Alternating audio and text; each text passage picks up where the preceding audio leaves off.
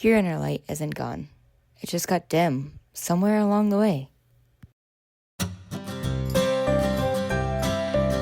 Hey friends, welcome to the Inner Spark Podcast. I'm your host, Casey Tayton. If you're looking to hear stories of transformation and personal growth, this podcast is for you. My guest and I will be sharing those sparking moments that has changed them into living a more fulfilling, authentic life. I'm so excited for you to hear each unique story. So sit back, relax, and let's get started.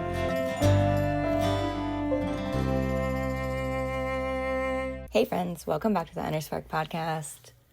I'm your host, Casey Tayton. This week is a shower sprinkle on the reminder of that inner spark, that inner light we all have in it. Sometimes it goes dim. And the reminder that it's not lost. It didn't go out. It just got dimmed out along the way of growing. Here's the reason why I want to talk about this.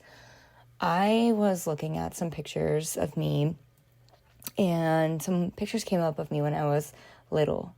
And wow, I just stood and looked at one, and I was just like, oh my gosh, I'm so lit up and so just full of joy, and these big blue eyes are just like staring back in her little swimsuit doing what little Casey loves. And in another one, I was standing on a podium and winning at a figure skating. I did artistic roller skating and I won the gold medal. It's just standing there and posing and with a smile on my face of just doing something that I had loved.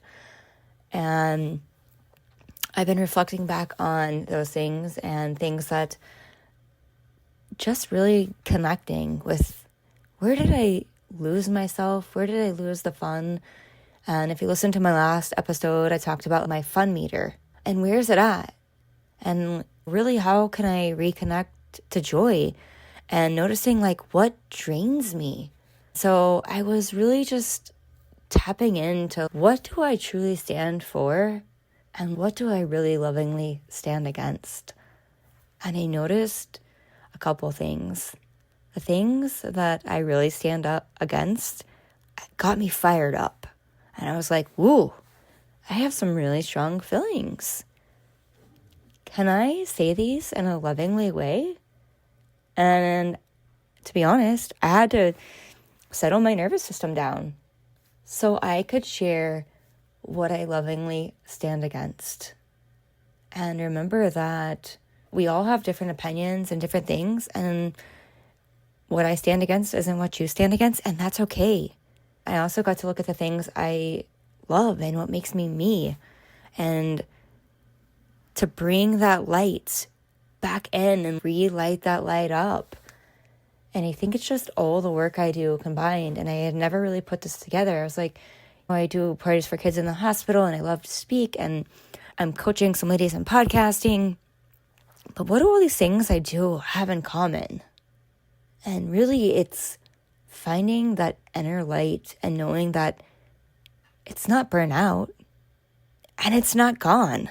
We just need to be reminded that somewhere something happened, or someone said something, or maybe we even went through an embarrassing moment, and that light became dull.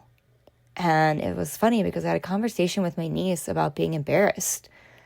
And I was so fast to catch these things that happened 30, 40 years ago. I'm 42. So wow, like when I was in elementary school, there were things I said. And then I could recall a situation in high school that I went to order on, we used to get out of high school for lunch. And we went to a drive-thru, and I was driving that day. All of my friends got in the car and they wanted a cheeseburger. And I ordered and I said, cheeseburgers. And the lady laughingly said back to me, you would like a cheeseburger? Everybody in my car started laughing, and I could feel myself. And even when I was telling my niece this story about embarrassing moments, how we all have them, I could feel myself like tighten up. And I was like, oh. And when I still talk about it, I still remember sitting in that drive-thru space ordering and being like, I'm never driving again. I'm never ordering again. I was so embarrassed. The lady said it like in a laughing manner, but it's just those instances when we think about the things that we've been through or something, and it told us. Like, it held a resistance in my body where, and I'm going to be honest, if you think I ordered cheeseburgers now, I don't. And forever, I wouldn't eat them because I was always like, I might say a cheeseburger again. And, me and my niece had a good laugh about this, but it's just interesting how when you say this, you have to tell your nervous system, like, it's okay. And I guarantee you the people that were in my car, they probably don't remember this.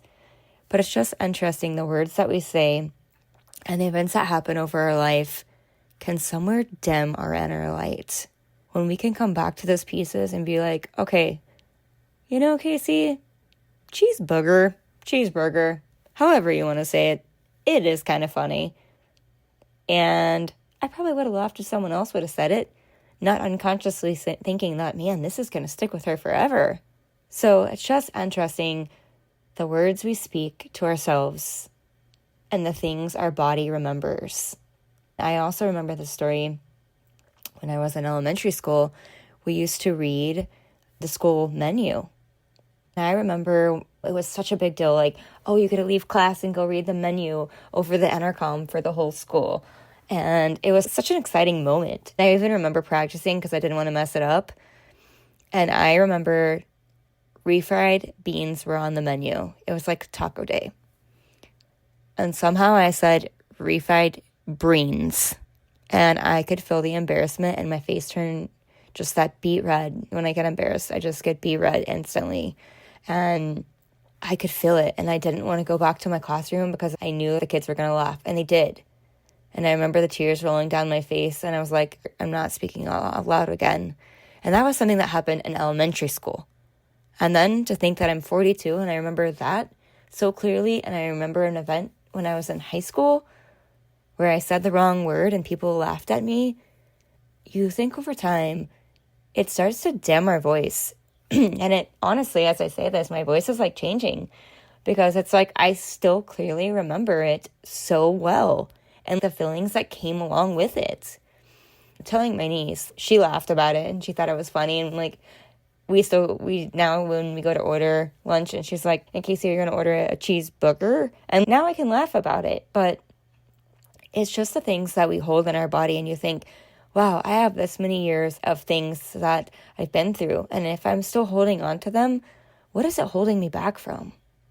It's dimming that light in me. I just wanted to share because when I saw that picture of little me, all these things, these emotions started coming up. And when I had that conversation with my niece, she was talking about being embarrassed. And when people raise their voice or just an experience she had. And I was like, as I say this, my heart could definitely relate to this little girl in me that was like, yeah, I remember that feeling. I remember being embarrassed. I remember being yelled at playing a sport. And it wasn't someone doing it out of harshness or meanness, someone just coaching me, but me being embarrassed because they said it so loud and the tone they said it in. It happened to me in figure skating. And coach called me out over the intercom in front of everybody at practice one day, and it shut down my nervous system. And I remember leaving the rink crying and saying I'm never coming back. And I did never go back. I just remember being embarrassed and not even knowing that he was talking to me. I quit skating that day. It's just the power of the words and the things that dim our light in us, where this big inner spark we have starts to become lower and lower and lower. We stop speaking our truth. And so we get to relight that light in us. And we get to sit with, where are these old stories coming from? Why am I afraid to share my voice? Well, that's why I do a podcast, is to share my voice. And I just wanted to tell you these stories because it was just so important when I saw these pictures and these memories that came up. And then speaking with my niece about embarrassing moments. It's just that outside noise and that the things that have impacted us in such a big way that we've held on to. And so I want to tell you, as I've been doing nervous system work and letting it go and telling myself, no, my voice, I have very strong opinions about speaking my voice and standing up for the things that I believe in. I truly love helping people. And I love helping and connecting and holding the space to people when things are really difficult, to refine that light within them. But I also have to remember that my light has to be lit up too. The reflection was just like, wow, look at the joy in that little girl. How can we keep that spark lit? And when it goes out, how do we remind people that spark can be lit anytime? It's not becoming someone new. It's remembering who you were before your light, before that spark got dim on us. So if your inner light may feel a little dim right now, I want you to be reminded that inner light, it's still there. It's not gone. And whatever that may be, speaking your voice, figuring out what you love, figuring out what you stand against, and really being able to speak it. Maybe it's showing up in different places. I want everyone to reconnect with that inner light with them. And it's the thing that lights me up, is when people have that aha moment and they've done something hard and their face just lights up. And it's like, yes, that's that inner light, that inner joy. They're being honest with themselves. They're speaking their truth. You can see the energy, and we just want to reconnect with that inner version of us.